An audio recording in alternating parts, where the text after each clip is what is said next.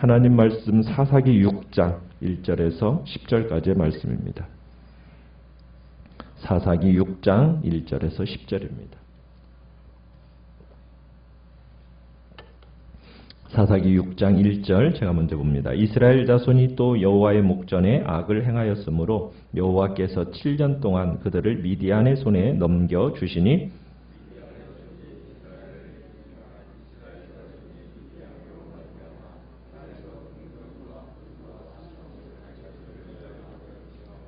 이스라엘이 파종한 때면 미디안과 아말렉과 동방 사람들이 치러 올라와서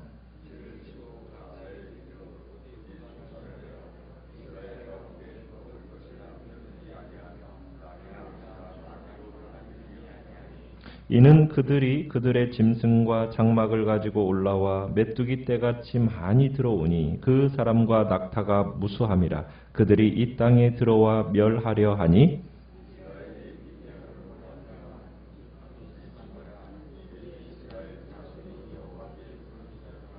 이스라엘 자손이 미디안으로 말미암아 여호와께 부르짖었으므로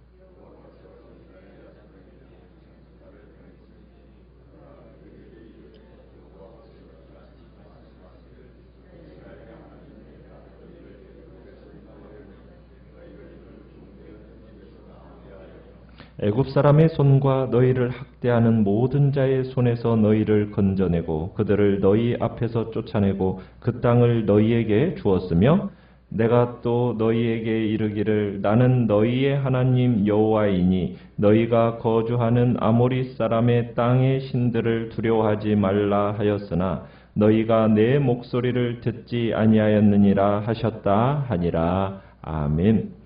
오늘 말씀의 제목은 선지자를 보내 책망하시다라는 제목으로 말씀을 나눕니다. 드보라가 사사로 40년이 있는 동안 이스라엘은 태평을 누렸습니다. 그러나 이스라엘 자손들이 오늘 1절에 보면 또다시 여호와의 목전에 악을 행합니다. 하나님께 등을 돌리고 또 우상 숭배를 행한 거죠. 사사시대에 들어서면 벌써 세 번째입니다. 위기 때만 되면 여호와께 돌아왔다가 평안해지면 다시 악을 행하는 이런 순환적인 악행의 형태가 반복되고 있는 겁니다. 이스라엘의 이 악순환의 고리가 점차 고질병의 증세를 지금 드러내고 있는 거죠. 하나님께서 이스라엘이 하나님께 등을 돌릴 때마다 그랬던 것처럼 이번에도 하나님께서 그들을 이방인의 손에 붙이십니다. 이번에 이스라엘을 억압한 자들은 누구입니까? 사막 지역에서 활동하는 유목민인데 미디안 사람들이었습니다. 이 사람들이 얼마 동안이나 억압을 했어요? 7년 동안 억압을 했습니다. 보통 유목민들은 이스라엘을 이렇게 괴롭히지는 않았습니다.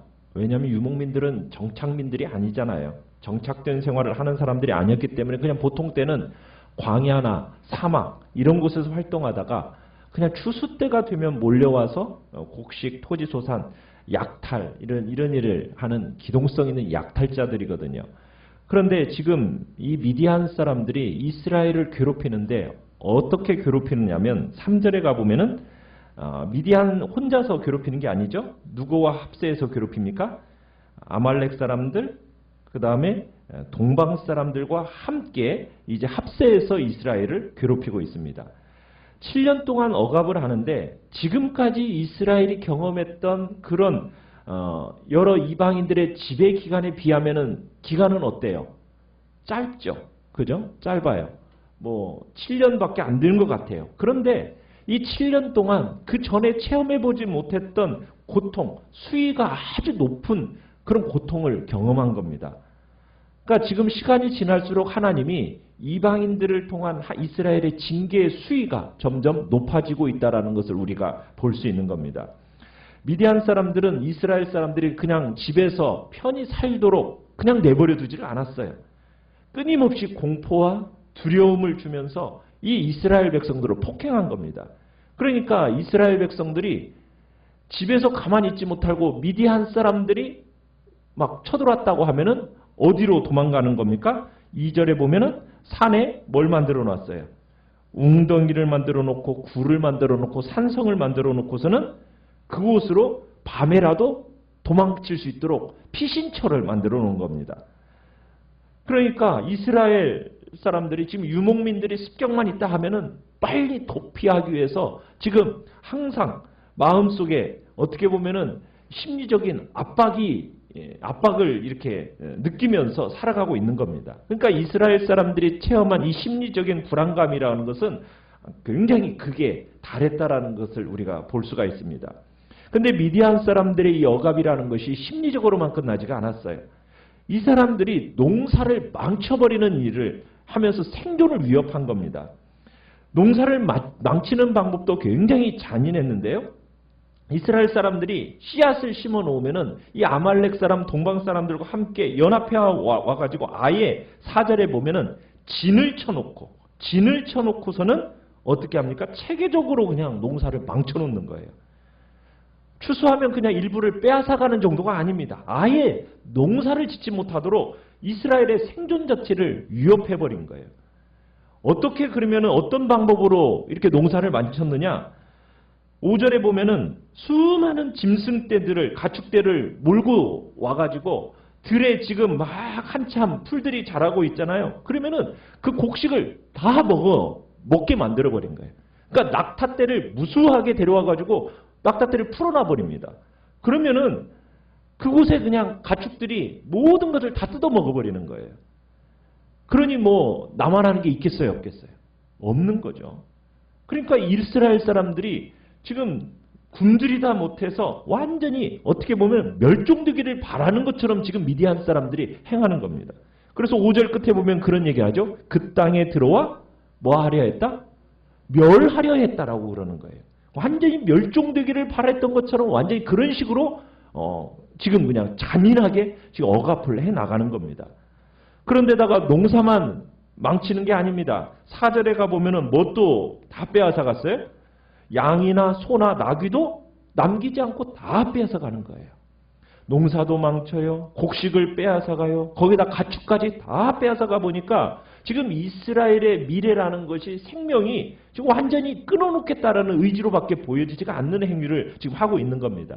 그런데 이런 억압이 7년 동안 지속되었는데 이 체감한 고통이라는 것이 너무 힘드니까 다른 이방인들의 압제와는 비교가 안 되는 혹독함을 느꼈던 거예요.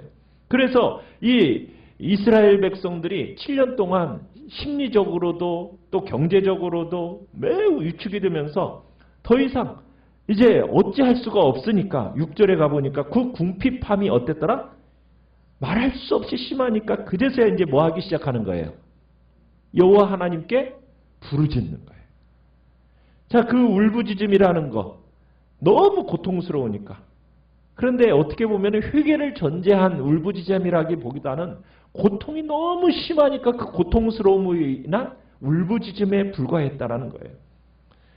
지금 이 이야기 속에서 이 울부짖었다는, 부르짖었다는 얘기를 몇 번에 걸쳐서 얘기하고 있습니까? 전에는 뭐 한 번이면 됐었는데 6절, 7절에 걸쳐서 지금 2번에 걸쳐서 반복되어져 나오고 있어요. 그만큼 울부짖는 이 백성들의 모습이 애처롭고 고통스러웠다라는 그것을 보여주고 있는 거죠. 자, 그러면 이 이스라엘의 부르짖음에 대해서 하나님은 어떻게 반응을 하십니까? 보통은 이렇게 울부짖으면 누구를 보내주셨어요? 구원자, 사사들을 보내주셨잖아요. 그런데 이번에는 누구를 보내주셨어요? 구원자를 보낸 것이 아니라 8절에 보니까 한 선지자를 보내셨어요. 선지자를 보내서 구원해 주겠다라는 이야기를 하는 게 아니라 그 이야기가 무슨 내용입니까? 죄에 대한 비난입니다. 이스라엘의 죄에 대해서 비난을 했어요. 어떻게 보면 전혀 기대치 못한 일이 벌어지고 있는 거죠. 지금 하나님께서 이들의 죄에 대해서 확실하게 짚고 넘어가시겠다라는 어떤 분명한 의도성을 지니신 거예요. 이 선지자들의 비난, 골격은 간단합니다. 뭐였어요? 10절에 가보니까 뭐라고 얘기하고 있습니까? 너희가 거주하는 아모리 사람들의 땅의 신들을 두려워하지 말라고 했는데 너희는 어떻게 했다? 내 목소리를 듣지 않았다. 듣지 않았다. 자, 그런데 이렇게 다짜고짜 비난하신 게 아닙니다. 하나님이 8절에서부터 보시면은 먼저 내가 너희들에게 얼마나 큰 은혜를 베풀었는지 아느냐? 하면서 그 큰 은혜를 먼저 얘기를 하세요. 어떤 은혜를 먼저 얘기하고 있습니까? 하나님께서 먼저 자신이 출애굽의 하나님이라는 것을 밝혀주세요. 8절 9절에 보면은. 그러니까 이스라엘은 출애굽의 이 사건으로 말미암아 하나님의 백성이 될 수가 있었어요. 그러니까 출애굽 사건이라는 것은 이스라엘 백성들이 어떻게 보면은 체험한 하나님의 구원 사역 중에 가장 위대한 사역이잖아요. 사건이잖아요. 그러니까 이 출애굽의 하나님을 이스라엘은 기념했어야 되는데 지금 이 시대 사람들이 출애굽의 하나님을 어떻게 했다는 거예요? 잊어버렸다는 거예요. 그냥 조상들에게 은혜를 베풀어 주셨다. 그 정도로만 기억하고는 자신들과는 전혀 관계없는 하나님인 것처럼 별로 상관이 없는 하나님처럼 간주했다라는 거예요. 그러면서 이런 정황 속에서 하나님이 밝히신 거죠. 내가 누구다? 출애굽의 하나님이다. 너희들은 이 백성들에게 너희 자신들의 과거를 뒤돌아보라는 거예요. 역사를 뒤돌아보라는 거예요. 그러면서 신학적인 뿌리를 찾아라. 지금 권면을 하고 있는 겁니다. 그러면서 하나님께서 자신을 이스라엘에게 이 가나안 땅을 기업으로 주신 분이라는 것을 밝히세요. 9절에 보면 그러죠. 마지막 맨 끝에 그 땅을 너희에게 주었다. 너희들이 지금 이 땅 가나안 땅 강한 민족들을 너희들의 억압하는 그 강한 민족들을 이길 수 있었고 모든 억압한 자들의 손에서 벗어날 수 있었던 것이 전적으로 하나님의 은총이었다. 심지어 하나님께서 이스라엘 앞에서 가나안들을 내치시고 그 땅을 너희들에게 주셨다.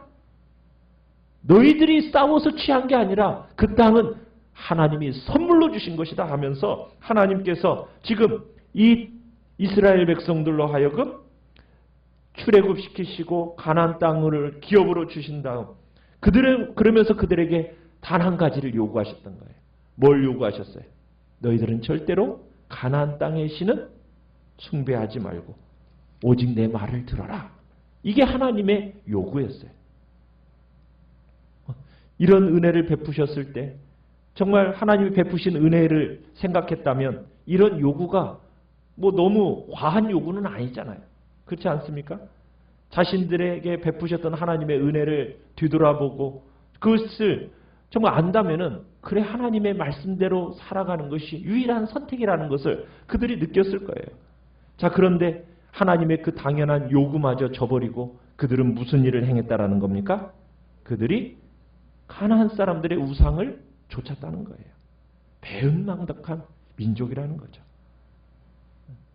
그러면서 하나님이 책망을 하시는 거예요. 참 이스라엘이 부르짖을 때 여러분 하나님께서 사사를 보내 구원해 주시는 게 아니라 누구를 보내서 선지자를 보내가지고 야단치시니까 좀 어때요? 이제 불안하죠. 이 배은망덕한 이 주님의 백성들을 더 이상 구원하지 않으실 것인가? 하나님 앞에 그렇게 울부짖었는데도 불구하고 그저 고통을 지켜만 보시는 것일까? 그런데 하나님은 참 어떤 하나님이세요? 등 돌리고 비난은 하셨지만 다음 단락에 이제 우리가 보면은 내일부터 보는 내용에서는 또 누구를 세워주세요? 구원자를 세워주세요. 정말 다행스러운 일이죠. 하나님은 참 어떻게 보면은 사람이 하는 대로 갚아주신다면은 이 땅에 남아야 할 사람이 있겠어요, 없겠어요? 참 없죠.